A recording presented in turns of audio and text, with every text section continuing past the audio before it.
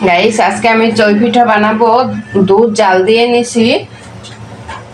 এখন আমি এটার সাথে অ্যাড করব রস। রসটা একটু সেকে নিলাম, নিচে ময়লা থাকতে পারে। আসসালামু আলাইকুম গাইস, আপনারা সবাই কেমন আছেন? আমার রসটা দেওয়া হয়ে গেছে।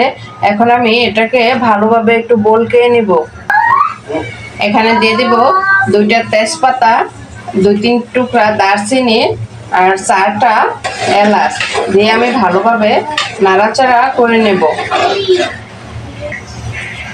আমার রসটা ভালোভাবে বলকানো হয়ে গেছে।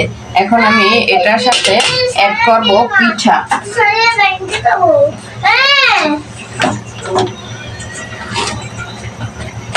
পিঠাটা আমি সুন্দরভাবে দিয়ে দিলাম।